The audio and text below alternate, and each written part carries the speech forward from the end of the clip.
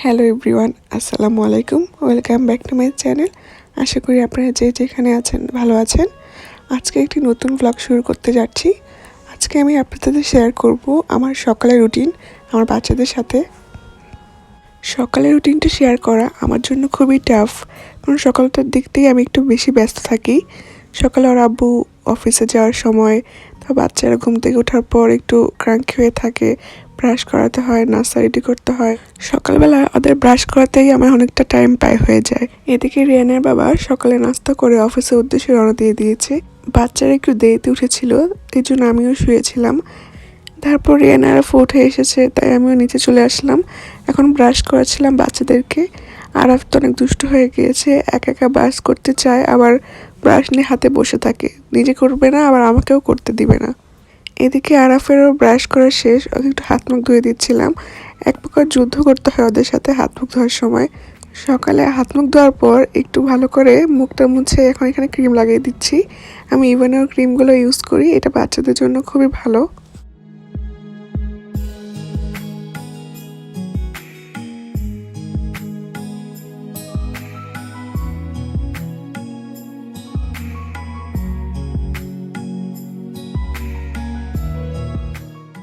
এদিকে আমি আমার জন্য একটু গরম পানি বসিয়ে দিচ্ছি ফ্লাক্সে। আমার আবার সকালবেলা একটু হালকা কুসুম গরম পানি লবণ বা হানি বা লেমন দিয়ে খেতে খুবই ভালো লাগে। এটা শরীরের জন্য খুবই ভালো।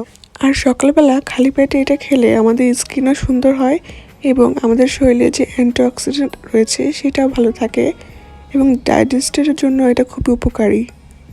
আর এবং যারা ওয়েট লস করতে চান তাদের জন্য খুবই এটা কার্যকরী। এখানে আমি একটা গ্লাস নিয়ে নিয়েছি, এখন আমি গরম পানি দিয়ে দিব। গরম পানিটা বেশি গরমও না বেশি ঠান্ডাও না, কুসুম গরম পানি করব আমি এখানে। সেই জন্য গরমটা বেশি হয়ে গিয়েছিল, আমি এখানে আলাদা করে ঠান্ডা পানি মিক্স করে নিলাম। এখন এই পানির মধ্যে আমি মধু ইউজ করব। আমি এখানে ন্যাচারাল যে মধুটা পাওয়া যায় এখানে, এখন সেটা নিয়েছি। এটা আমি 1 চামচের একটু কম ইউজ করব, বেশি দিব না, যেহেতু গ্লাসটা বেশি বড় না, সেজন্য আমি 1 চামচের অর্ধেক ইউজ করছি।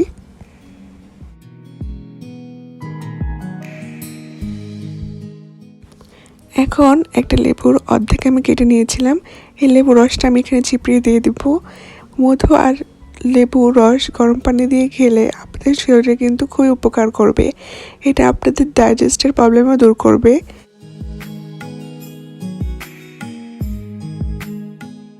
মধুটা যাতে ভালো করে মেল্ট হয়ে যায় এই জন্য ভালো করে নাড়াচাড়া করতে হবে। আর এখানে আমি এখন চিয়া সিডটা ইউজ করছি। প্রতিদিন 10 গ্রামের মতো চিয়া সিড যদি খেতে পারেন, এটা আপনাদের শরীরে ভালো একটা ফাইবার সৃষ্টি করবে, আপনাদের বডির মধ্যে নিউট্রিশন পূরণ করবে এবং এটা কিন্তু ডাইজেস্টের জন্য খুব উপকারী। যাদের কনস্টিপেশন রয়েছে তারা সকালে 1 চামচ চিয়া সিড গরম পানিতে ভিজিয়ে খেলে সেই প্রবলেমটাও দূর হয়ে যাবে। এদিকে আমার হানি লেমন ওয়াটারও তৈরি হয়ে গিয়েছে। এটা সকালে খালি পেটে খাওয়ার চেষ্টা করি, সবসময় হয়ে ওঠে না ব্যস্ততার ফলে। যেহেতু আজকে সময় পেয়েছিলাম আপনার সাথেও শেয়ার করলাম এবং আমিও নিজের জন্য বানিয়ে নিলাম।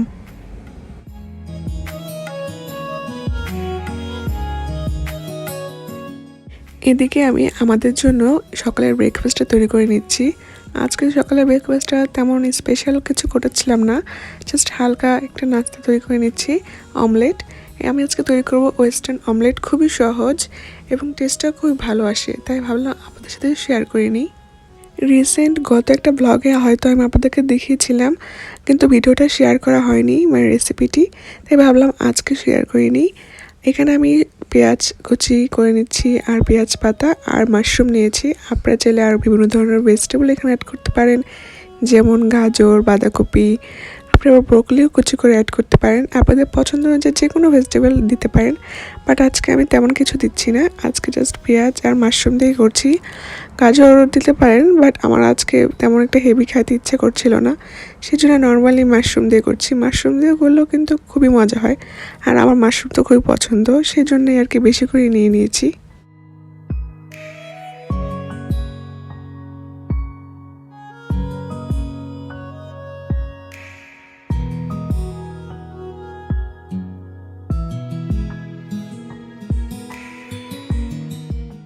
আমি বলবো এটা খুবই লাইট এবং হেলদি একটা খাবার। যারা কিটো ডায়েট করছেন তারা এটা ফলো করতে পারেন।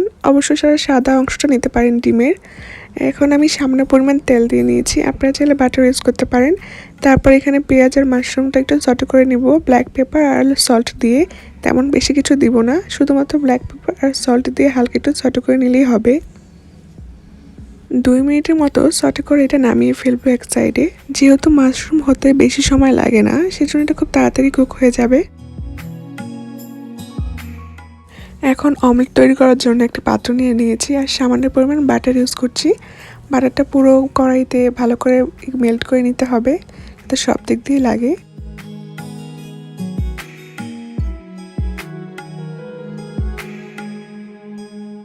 এদিকে আমি অমলেটের জন্য 2টো ডিম নিয়ে নিচ্ছি। আপনারা চাইলে ডিমের শুধু সাদা অংশ ইউজ করতে পারেন, আমি তেমন ইউজ করছি না, আমি সম্পূর্ণটাই নিয়ে নিচ্ছি। যারা কিটো ডায়েট করছেন তারা শুধু সাদা অংশ নিলেও পারবেন। এরপর এখানে সামান্য পরিমাণ লবণ দিয়ে এটা ভালো করে বিট করে নিতে হবে।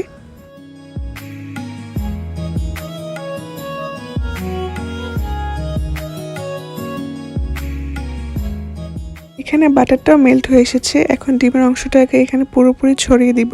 এটা ভালোভাবে চারপাশে ছড়িয়ে দিতে হবে, কোনো অংশ যাতে ফাঁকা না থাকে, সুন্দর করে।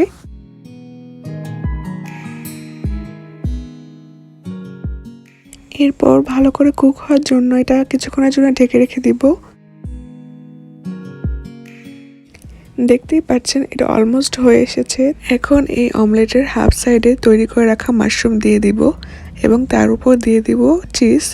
এখানে আমি মজারেলা চিজটা ইউজ করছি, আপনারা যে কোনো ধরনের চিজ অ্যাড করতে পারেন। আপনাদের পছন্দ অনুযায়ী আপনারা কম বেশি চিজ অ্যাড করতে পারেন, চিজ বেশি করে করলেও বেশি মজা হয়। তারপর এখানে দিয়ে দিব সামান্য পরিমাণ ব্ল্যাক পেপার পাউডার। আমি এখানে ব্ল্যাক পেপার পাউডার ইউজ করছি, আপনারা হোয়াইট ইউজ করতে পারেন। তারপর দিয়ে দিব চিলি ফ্লেক্স। যেহেতু আমি এখানে বাচ্চাদেরকেও এটা খাওয়াবো, তাই আমি তেমন পরিমাণ দিচ্ছি না, সব কিছু অল্প অল্প করে দিচ্ছিলাম। এবং দিয়ে দিব পার্সলি। আমি এখানে ড্রাইটা ইউজ করছি পার্সলি, আপনারা চাইলে ফ্রেশটাও দিতে পারেন এবং সেটা না থাকলে এখানে ধনেপাতাও অ্যাড করতে পারেন। যেহেতু আজকে বাসায় ধনেপাতা ছিল না, সেজন্য আমি তেমন দিতে পারিনি। তারপর এটা মেল্ট করে নিব, এক সাইড থেকে নিয়ে আরেক সাইড দিয়ে তৈরি হয়ে যাবে ওয়েস্টার্ন অমলেট। কয়েক সেকেন্ডের জন্য একটু ঢেকে রেখেছিলাম যাতে চিজটা মেল্ট হয়ে যায়। ব্যাস তৈরি হয়ে গিয়েছে মজাদার ওয়েস্টার্ন অমলেট। আমার হাজব্যান্ডের রেসিপিতে এটা তৈরি করেছি। এদিকে আরফকেও সকালে নাস্তা দিয়ে দিচ্ছিলাম। আজকে আরফকে সকালবেলা এখন এখানে কলা দিয়েছি আর ব্রেডটা একটু নরম করে দিয়েছিলাম যাতে ও খেতে পারে, আর একটা ডিম খেয়েছিলাম। আরফ কিন্তু মাশাআল্লাহ একাই খেতে পারে, ওকে জাস্ট অল্প অল্প করে ছোট পিস করে দিলে ও নিজে নিজে নিয়ে খেয়ে থাকে।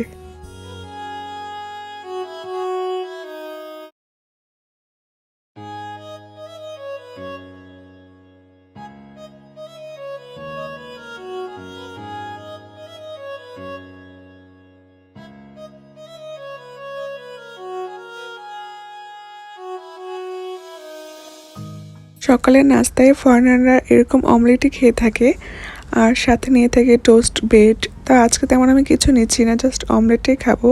এখানে আমি রেয়ানকেও হাফ দিয়ে দিচ্ছি যদি খেয়ে থাকে, কিন্তু রেয়ান শুধু নিয়েছিলই, খাওয়া আর হয়নি তার। আপনারাও বাসায় এটা ট্রাই করতে পারেন, শুধু বড়রাও নাও, বাচ্চারাও এটা খুব এনজয় করবে। যেহেতু এখানে চিজ রয়েছে এবং ভেজিটেবল যদি এখানে হাইড করে দেওয়া যায়, তাহলে বাচ্চারাও কিন্তু কম বেশি ভেজিটেবল এটার জন্য খেতে পারবে।